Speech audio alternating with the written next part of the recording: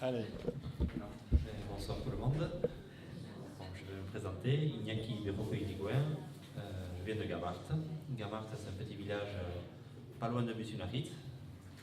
Et on est du même canton de Saint-Jean-Pied-de-Port. Bon, je vais essayer d'improviser. C'est une autre spécialité des Basques, mais on n'est pas tous doués de la même façon, donc on verra bien sur quelle zone je vais vous conduire, on verra bien. Moi, je suis installé donc, sur ma ferme familiale il y a 3 ans maintenant. Mes parents sont toujours en activité. D'ailleurs, leur départ à la retraite ne va pas tarder et la question de leur remplacement se pose dès aujourd'hui et je n'ai pas encore la solution. Peut-être que vous nous aiderez. Mais sinon, pour l'instant, on est 4 personnes sur la ferme et on compte l'équivalent de 3 temps plein. Donc, on a créé un GAEC, une association avec ma mère, lors de mon installation. Donc, c'est le GAEC Bioc. Et on est les 2 à temps plein. Mon père, qui a d'autres occupations extérieures. Notre responsabilité. Oui, responsabilité plutôt, oui. Extérieure. C'est lui qui préside la branche Chakra. Voilà, entre autres. Et donc, bon, qui a négocié avec le ministre vendredi. Ah oui, quand même. Parmi d'autres. Oui, d'autres aussi. Donc, mon père, on compte à peu près un mi-temps, et ma compagne aussi, qui est enseignante à mi-temps à l'extérieur, passe le restant du temps sur la ferme. Voilà. Donc, on est une exploitation de taille moyenne pour notre canton. On a 26 hectares SAU, plus quelques hectares de landes et quelques hectares de forêt. Et l'activité principale, c'est la production du lait, donc de l'élevage, vaches laitières, avec un troupeau de 25 vaches laitières à peu près. Entre 20 et 25 suivant la saison de l'année. Comment? De race Holstein, de Nord-Blanche. Voilà. Voilà. Donc, à mon installation, on a converti l'ensemble de l'exploitation en agriculture biologique. Et on a commencé surtout la transformation du lait en différents produits. Le produit principal étant la tome de vache. Donc on fait 2 gammes pour l'instant, même 3. La 3, elle est que pour des privilégiés, notamment le restaurant ici. Mais sinon, je vends du fromage, enfin on vend du fromage de 3 mois d'affinage et de 6 mois d'affinage. Voilà. Et donc celui que peut-être que vous avez déjà goûté ici a 1 an d'affinage. Et ensuite, une autre activité aussi, on a un petit verger, une petite plantation de fruits, le kiwi, un petit fruit rouge. Enfin, nous, on a la variété rouge, mais sinon, il y a 2 variétés, il y a du rouge et du vert. C'est un cousin du kiwi que mes parents avaient mis en place il y a 20 ans à peu près sur la ferme pour diversifier. Voilà. C'est vrai que quand les exploitations ne sont pas très importantes, enfin, d'ailleurs, les grands dossiers ne sont pas à l'abri du risque, mais le fait de diversifier, s'il y a une activité ou une filière qui est en difficulté, il y a l'autre production ou l'autre activité qui vient soutenir l'exploitation dans son ensemble. Et je pense que les exploitations du Pays Basque, comme les nôtres, ont tout intérêt à diversifier au maximum et de valoriser un peu l'existant, voilà, les différentes composantes de l'exploitation. Quoi de plus? Ce kiwi, c'est quoi? Oui, donc c'est un fruit. Vous n'avez pas porté des champignons? Non, c'est vrai. Où est-ce qu'on les trouve dans le commerce? Nous, Ça commence. non, ça se termine. La cueillette se termine. Mais peut-être que le développement, voilà, peut-être que la production va se généraliser ou se développer maintenant, à voir. C'est un fruit qui se consomme quand alors? Donc les premiers fruits apparaissent à partir de mi-août et la cueillette dure 2 mois. Voilà, avec un pic notamment. C'est gros comme des cerises, quoi. Oui, des gros glands, Oui, des gros cerises, mais il n'y a pas de noyau. Il y a 2 variétés, du rouge et du vert. Alors, voilà, c'est facile. là, pour l'instant, on passe, on va dire, 95% des fruits en confiture. Voilà, on transforme en confiture qu'on peut ensuite proposer durant l'année. Sinon, mes parents qui ont mené ou assuré cette production jusqu'à maintenant ont eu à l'époque imaginé, enfin, ils l'ont proposé en frais donc dans des différents commerces, soit sur des marchés aussi, à des restaurateurs pour le travailler. Ils l'ont proposé aussi en sec, comme fruits secs, donc des concentrés d'énergie et de la confiture.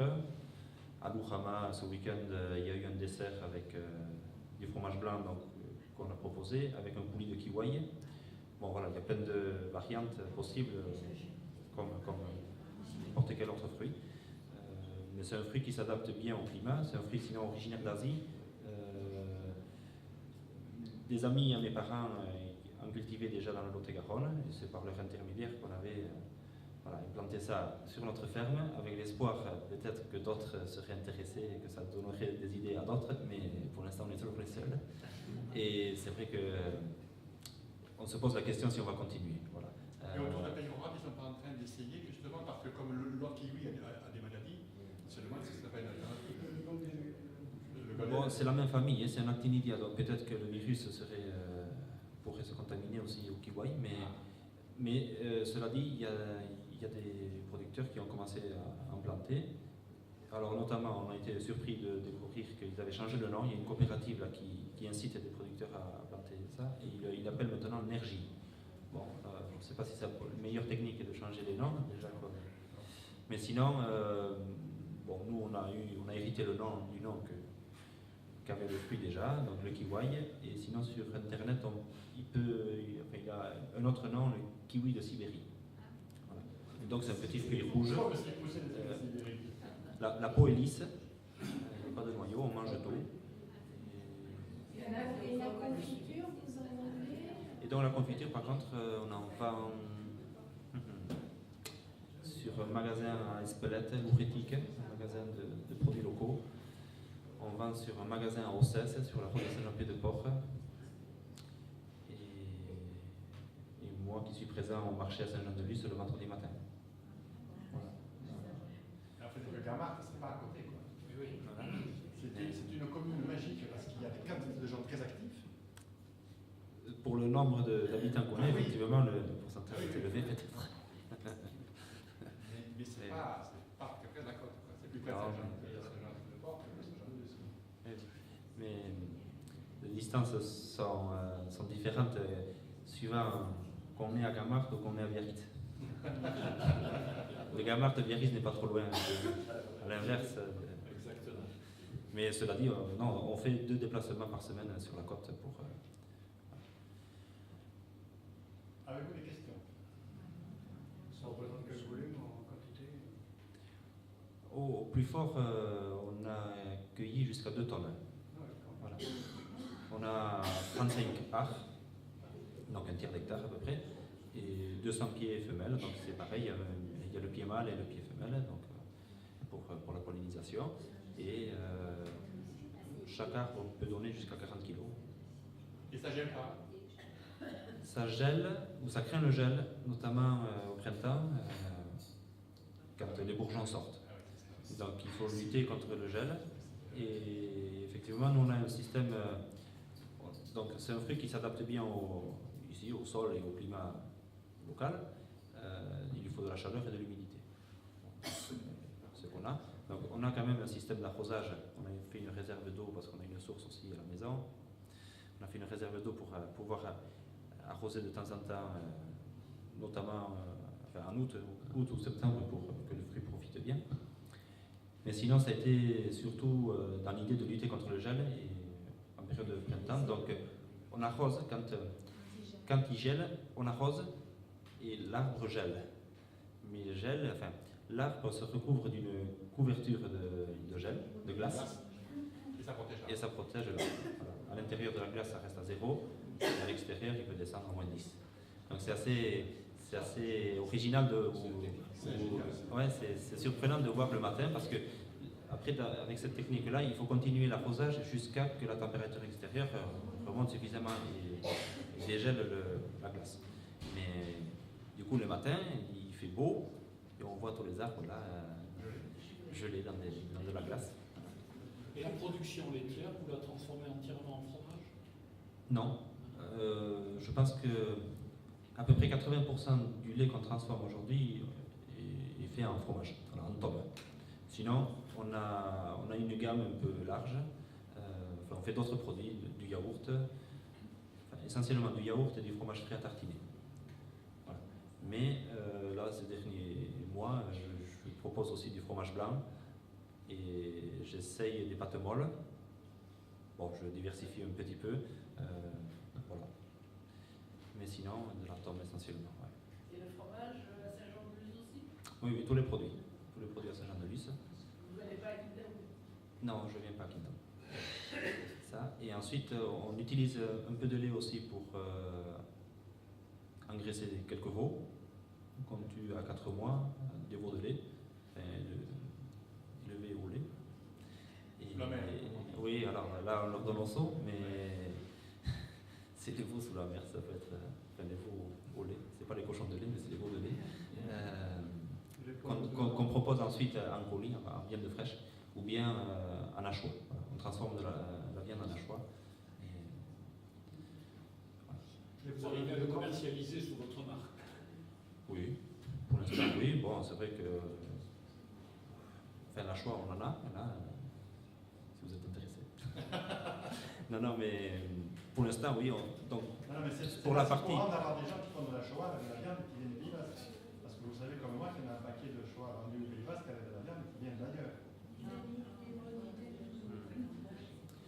Sinon, pour l'aspect commercialisation, bon, on privilégie la vente directe. Enfin, c'est notre premier mode de vente, donc de la maison. On fait donc un marché à Saint-Jean-de-Luz. Ensuite, quelques foires occasionnelles comme ce week-end à Bourama. Et ensuite, on approvisionne quelques restaurants, quelques écoles, les cantines d'école, quelques magasins aussi, j'oubliais, mais on fait une tournée sur quelques magasins. Bon, voilà. Un peu d'expédition, mais pas grand-chose. Voilà. Et donc, il nous reste en fin de semaine surtout, un peu de lait qu'on évacue, enfin qu'on vend encore à une coopérative laitière, voilà, une laiterie. Voilà. Mais c'est vrai que la part transformée a augmenté assez vite, je trouve, et là, peut-être qu'on vend 20% en dessous de 20% du lait produit. Voilà. Et l'idée, c'est certainement d'arrêter de livrer, de sortir du circuit de laitier, hein, de transformer l'ensemble. Mais comme je disais tout à l'heure, il y a la question de la main-d'œuvre qui se pose. Donc, il y a des parents qui sont en partance, donc l'idée c'est quand même de les remplacer, de ne pas. S'ils veulent nous donner un coup de main, continuer pour entretenir la forme, on va accepter, mais ne pas être dépendant de leur présence. Et voilà, donc. Après, c'est vrai que l'option qu'on a choisie aussi de diversifier beaucoup et de faire plein de produits différents, etc., c'est pas la simplicité non plus. Donc, c'est vrai que, et comme c'est moi qui assure la transformation, je sens mes limites. Mais bon, c'est intéressant aussi. On simplifiera peut-être quand on sera obligé, on verra. Un autre point, nous qui nous tient à cœur et qu'on pratique aussi depuis pas mal de temps maintenant, avant d'être certifié en agriculture biologique, on est sur un système à l'herbe, c'est-à-dire que nos vaches elles sortent quasiment toute l'année dehors et elles vont brouter. Enfin, la part importante ou principale de leur ration est l'herbe qu'elles vont chercher elles-mêmes dehors. Voilà. Donc ça paraît anodin mais dans les systèmes laitiers, c'est vrai que c'est une production qui a été très intensifiée, très industrialisée. Les tendances générales vont vers ça quand même, sur des systèmes plutôt hors sol, avec beaucoup de maïs en silage et les vaches tout le temps dedans, sauf pour peut-être dehors pour racler les tables, pour libérer les tables pour la nettoyer. Mais bon, c'est vrai qu'il y a beaucoup de plus en plus d'exemples ou de cas qui vont dans ce sens-là, et c'est des systèmes qui sont coûteux et pas très intéressants pour le paysan à la fin du mois, quoi. pour la qualité du lait, non, bien sûr. Ouais, mais le lait est complètement Une différent. vache laitière vit combien de temps? Voilà. Une vache laitière peut vivre plus de 10 ans, 12 ans, 15 ans. Ah oui. Ouais, elle peut faire, je sais pas, jusqu'à 10 vélages. Bon, le meilleur, je pense, mais voilà. Mais je crois que dans les systèmes industriels, voyons, tu dois avoir plus de. Peut-être, je sais pas, mais je crois que la moyenne, elle est. Pour lactation, donc c'est 7 ans, 6 ans. Ouais. Et encore. Et encore. C'est-à-dire, de lactation, c'est 2 veaux, quoi. Hein, donc. Pourquoi vous avez choisi le Holstein et monsieur le Mondélia, le taux butéol? C'est vrai qu'on nous pose souvent la question, et en plus, le lait de Montbéliard a des taux plus intéressants, notamment quand on utilise le lait pour la transformation. Hein. Voilà. Bon, mes parents, ils ont toujours travaillé avec la Holstein. La Holstein, ça fait 2 générations qu'elle est sur notre exploitation. Avant, c'était la Pinoire bretonne. Voilà. La petite histoire, bon, je raconte un peu que j'ai surtout entendu, mais quand les vaches ou la vache était venue à la maison, elle était venue en camionnette, tac, devant la maison, et la porte s'était ouverte comme ça, et la vache était sortie, et mon grand-père avait demandé et où est la vache. Vous voyez que c'était le veau, parce que la race bretonne, elle est toute petite. Vous avez pu peut-être la voir l'année dernière, c'était la région invitée, la Bretagne était la région invitée à l'Orama, et ils avaient amené des pinoirs de là-bas, c'est vrai qu'elle n'est pas très haute. Et depuis, il a été sélectionné. Et... Moi, je suis breton et j'ai connu la Pinoire bretonne voilà. chez mes grands-parents. Ouais. Et j'ai vu arriver les premières frisannes Pinoires Voilà. de Hollande. Et oui, et qui ont été ensuite croisés, Et après, ça a été recroisés. Les Holstein qui ont été croisés avec Ouais. les frisannes. Et puis après, c'est le Holstein pur. Voilà. Donc ben, c'est l'évolution qu'on a eue à l'exploitation, à part que, bon, on n'est pas des mordus de sélection et de génétique, mais on choisit quand même les taureaux qui inséminent nos vaches, et les critères de sélection, de choix, c'est surtout l'aptitude à la pâture, donc à la promenade, ou enfin, voilà, des aplombs costauds, et ensuite toujours des taux pour le lait, des taux améliorateurs. Bon, voilà. Donc on a un troupeau, même s'il est de race Holstein, qui fait un lait qui peut nous convenir ou qui nous satisfait, on va dire. Surtout, enfin, c'est surtout le résultat final qui nous satisfait pour l'instant. Voilà. Donc c'est vrai que bon, je ne suis pas trop mécontent du fromage qui sort de ce lait-là, et voilà, peut-être que je dis ensuite, ça fait que 3 ans aussi que je suis sur l'exploitation, qu'on a commencé à transformer, donc peut-être que comme j'ai d'autres sujets sur la table et d'autres points plus urgents, peut-être que plus tard on va venir à changer la race. Ça, et ensuite je dirais aussi que c'est surtout le système de production aussi qui fait le lait qu'on a à la fin de, enfin le lait qu'on a dans le tank. Donc avoir des Montbéliard et être sur un système plus poussé, peut-être que le lait il est moins riche qu'avoir des Holstein et être sur un système plus respectueux de l'animal avec la pâture et voilà. Mais Merci voilà. beaucoup.